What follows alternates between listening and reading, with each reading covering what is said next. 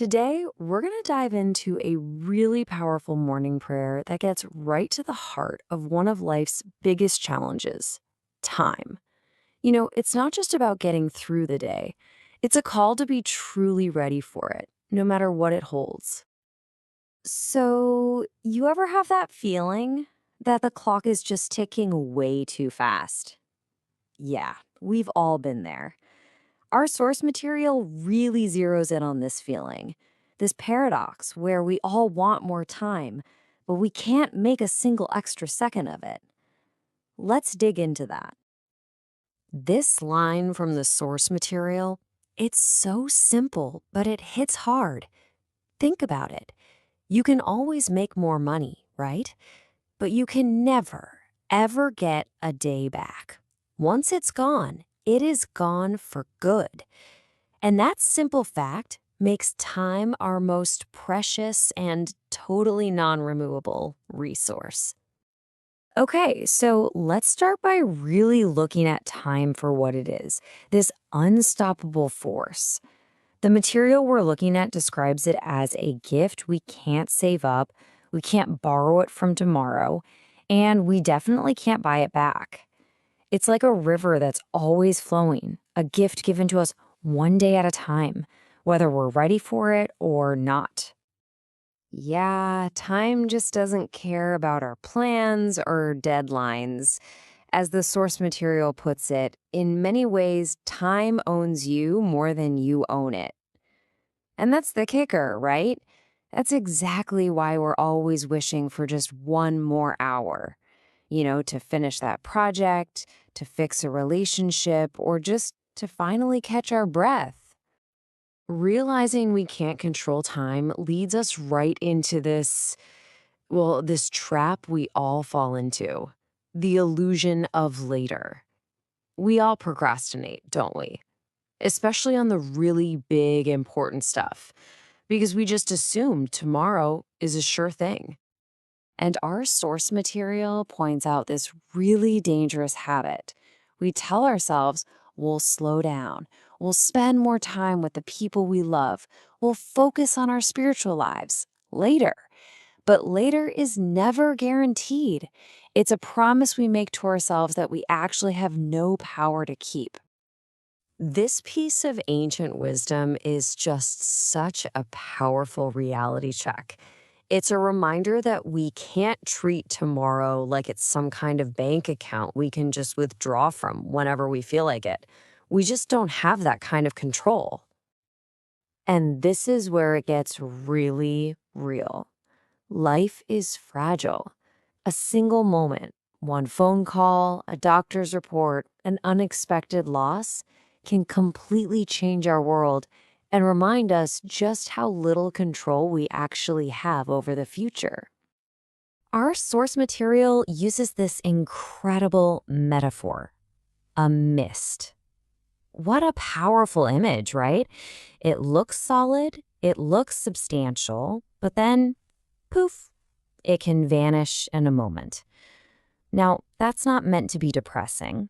It's meant to be a wake-up call to appreciate how beautiful and how fleeting our lives really are. So let's be super clear here. This isn't about not making plans. Of course not.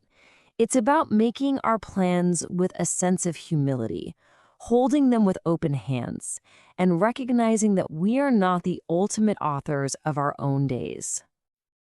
Okay, so this brings us to a really crucial distinction that the source material makes. It's the difference between getting ready for some future event and the actual state of being ready right now, in this very moment.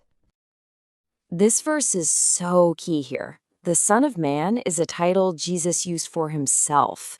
And when he says this, he's not calling for panic. It's not about running around scared. He's calling for a state of constant preparedness, a certain quality of daily living that is alert and present and fully awake. So let's break this down. On one side, you have getting ready. That's the mindset of procrastination. It's all about putting things off, dealing with our spiritual lives, our messy habits, our relationships for later. But being ready, that's about faithfulness right here in the present moment. It's about walking the path now and being truly present in all the small, everyday moments. So, the big question is, how do we be ready now? Well, it all comes down to wisely managing the time we have each day. Our source material suggests we should see our days as a gift to be used well, not something to be wasted or feared. This prayer from the Psalms asks for perspective. Numbering our days. What that really means is living with the knowledge that our time is limited. And that awareness, our source tells us, is the very soil where a wise heart begins to grow. So, what is a wise heart?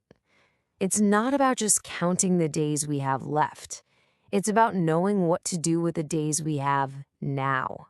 It's about quality over quantity.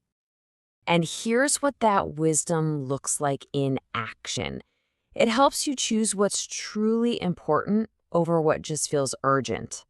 It gives you the clarity to say no to all the distractions and a confident yes to what's truly meaningful and life-giving. That's how you make the most of your time. All right, so let's get super practical. How do we actually put this into practice? Our source material calls it walking awake, living with purpose and intention instead of just drifting through our days on autopilot. First things first, we have to identify what's stealing our time. Our source points to worry, to the actions that go against our deepest values, and, of course, to the endless noise of modern life, like that infinite scroll. These things don't just waste our time, they drain our spirits. So how do we reclaim our days? The source offers a simple but really powerful way to begin again, starting today. First, stop putting off healing.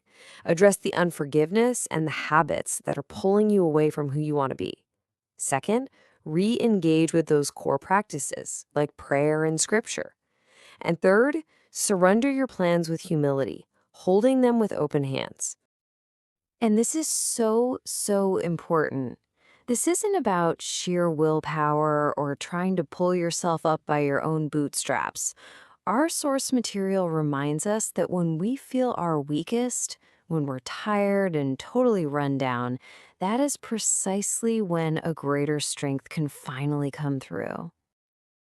And that right there is the ultimate takeaway. True readiness, the kind that brings peace instead of panic, it isn't about our own perfect effort. It's about the quiet confidence that comes from knowing you aren't holding yourself together, but that you are being held by a strength far greater than your own. So, I'll leave you with this final question from our source material. After everything we've talked about, the shortness of life and the immense value of today, what's one thing you would do right now if you knew it mattered more than anything else?